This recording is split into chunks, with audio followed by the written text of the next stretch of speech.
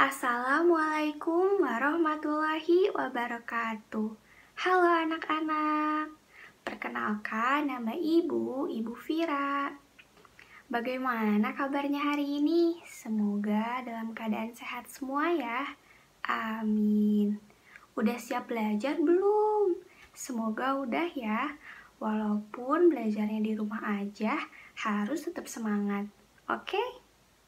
Sebelum memulai pembelajaran, mari kita berdoa terlebih dahulu menurut agama dan kepercayaannya masing-masing. Berdoa dipersilahkan. Berdoa dicukupkan. Hari ini kita akan membahas mengenai buku tematik 6, subtema 4, tentang apa yo? Tentang bekerja sama menjaga kebersihan, lingkungan, dan kesehatan. Jadi, tujuan pembelajaran hari ini, anak-anak akan dapat membedakan mana sih lingkungan yang bersih dan lingkungan yang kotor. Lalu, anak-anak akan mengerti apa sih artinya bekerja sama itu.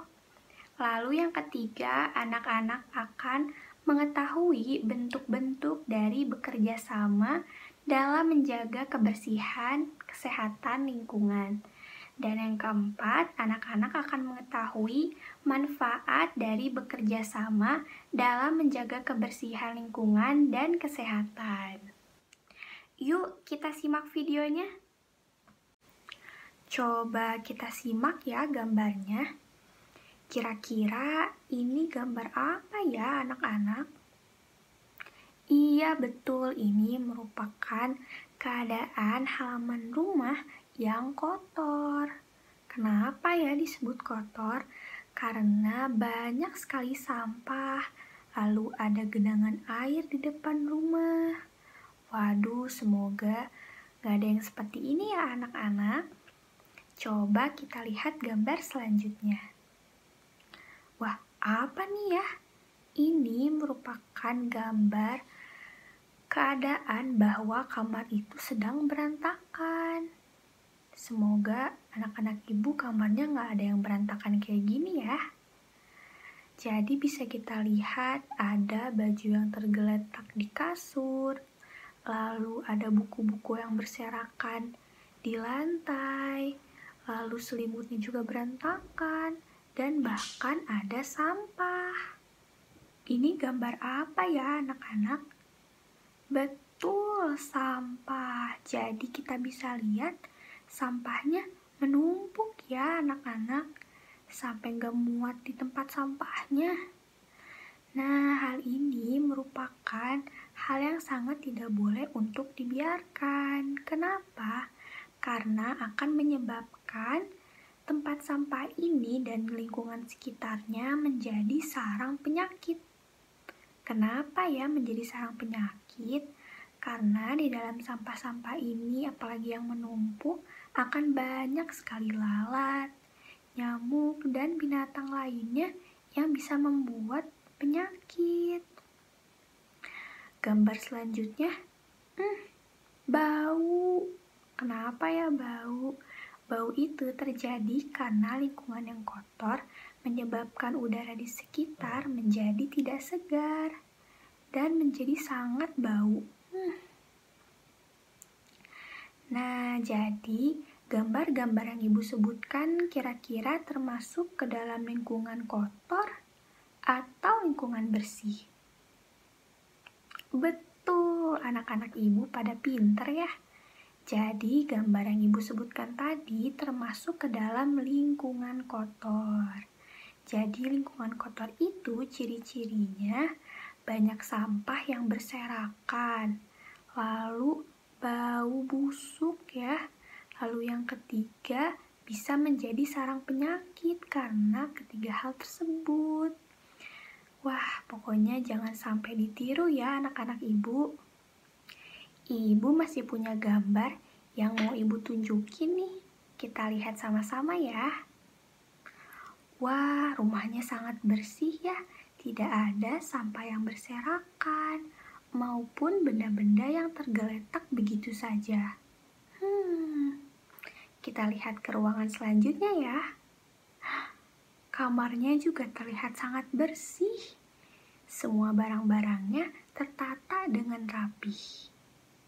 Nah, lalu kita bisa lihat di halamannya banyak sekali tanaman dan pohon yang bisa membuat udara di sekitar menjadi lebih bersih.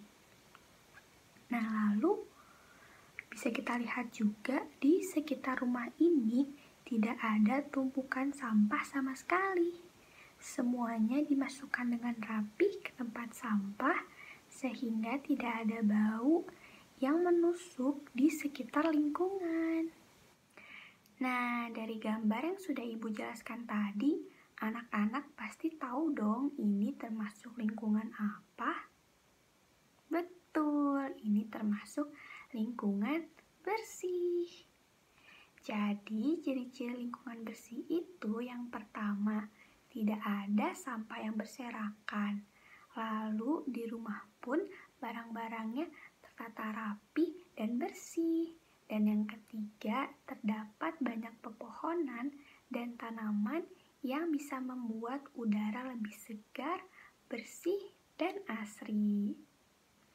Jadi anak-anak paham ya mana yang merupakan lingkungan bersih dan mana lingkungan kotor. Lalu bagaimana ya supaya lingkungan di sekitar kita tetap terjaga kebersihannya? Caranya adalah dengan kerjasama. Kerjasama dalam apa, Bu? Kerjasama dalam menjaga kebersihan lingkungan tentunya. Tapi anak-anak ada yang tahu nggak apa sih kerjasama itu? Kerjasama adalah usaha yang dilakukan oleh dua orang atau lebih dalam mencapai suatu tujuan. Kenapa ya kita harus bekerja sama? Karena kita sebagai manusia itu membutuhkan bantuan dari orang lain. Kita tidak bisa hidup sendiri ya teman-teman. Jadi kita membutuhkan bantuan orang lain dalam menjalani kehidupan. Jadi untuk bisa sama-sama menjaga kebersihan lingkungan, kita membutuhkan yang namanya kerjasama. Dengan kerjasama, pekerjaan yang dilakukan akan lebih ringan dan dapat terselesaikan dengan cepat. Indah ya kerjasama itu. Nah, lalu apa saja ya bentuk-bentuk kerjasama dalam menjaga kebersihan lingkungan? Yang pertama ada kerjasama di lingkungan rumah. Dalam membersihkan lingkungan area rumah, anak-anak dapat melakukan kerjasama dengan anggota keluarga. Misalnya, anak-anak kebagian untuk menyapu halaman, lalu ibu kebagian untuk mengepel, dan kakak dan ayah kebagian untuk mengelap kaca dan membersihkan debu. Lalu, dalam merapikan kamar, siapa nih yang dalam merapikan kamar masih dirapikan oleh orang tuanya? Hayolah, jangan ya.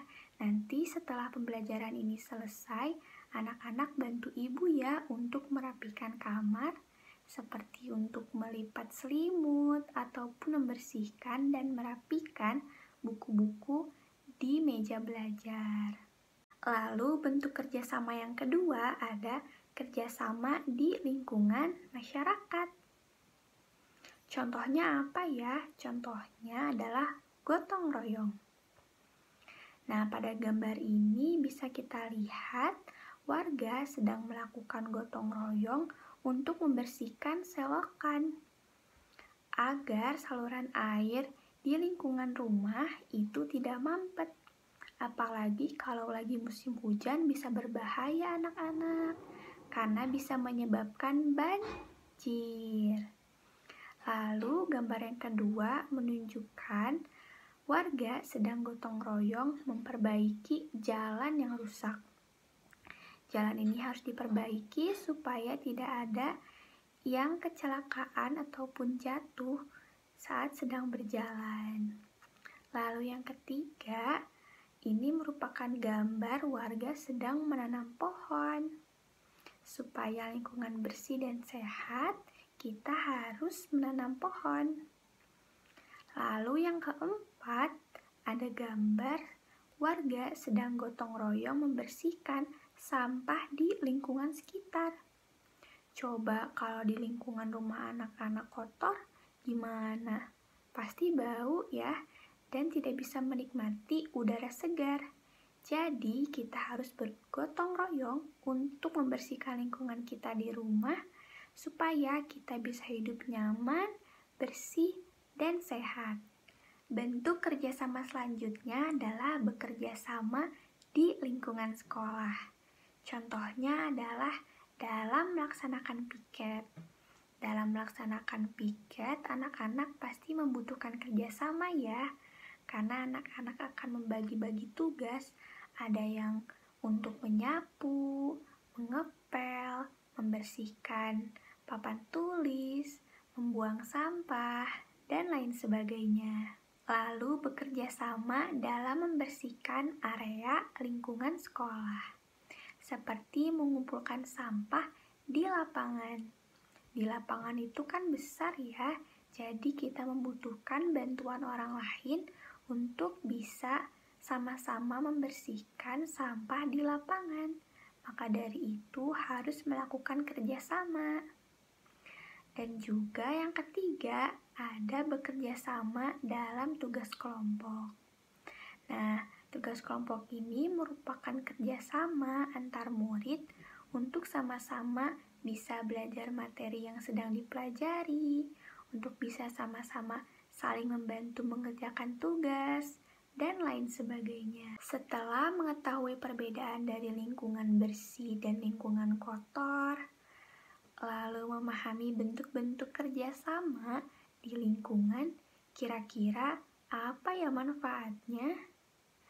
Manfaat dari mempelajari lingkungan bersih dan kotor, pertama adalah menumbuhkan kesadaran pada anak-anak tentang arti penting dari menjaga kebersihan. Jadi setelah anak-anak tahu dan mempelajari kedua hal tersebut, anak-anak diharapkan mampu membiasakan diri untuk hidup sehat, supaya anak-anak dapat tinggal di area yang nyaman, sehat, dan bersih. Lalu yang kedua, anak-anak akan terhindar dari penyakit.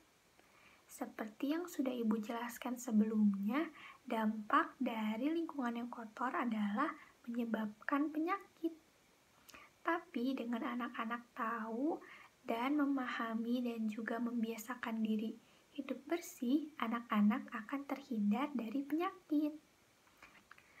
Lalu yang ketiga, dengan menerapkan hidup bersih, anak-anak akan hidup sehat secara jasmani dan rohani. Lalu ada manfaat kerjasama di lingkungan. Yang pertama, dengan bekerja sama, kita akan membuat pekerjaan yang semulanya berat menjadi ringan. Contohnya seperti tadi ya, bergotong royong, membantu membersihkan pekerjaan di rumah. Itu semua akan memudahkan dan mempercepat pekerjaan. Lalu yang kedua, dengan kerjasama dapat menumbuhkan kebersamaan dan mempererat tali persaudaraan.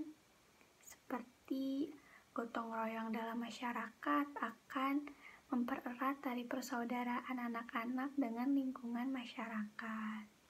Lalu yang ketiga, dengan kerjasama ini anak-anak akan mempunyai sikap peduli antar sesama. Gimana pembelajaran hari ini? Seru ya? Kita mempelajari tentang kebersihan di lingkungan, tentang arti kerjasama, tentang lingkungan bersih dan kotor, dan manfaat dari mempelajari ketiga hal tersebut. Semoga anak-anak dapat memahami pembelajaran kali ini dengan baik, dan semoga ilmu yang didapatkan dapat bermanfaat bagi kita semua. Amin. Apabila anak-anak ingin bertanya, boleh langsung ya menghubungi Ibu. Sekian yang dapat Ibu sampaikan. Mohon maaf apabila ada kesalahan. Wassalamualaikum warahmatullahi wabarakatuh.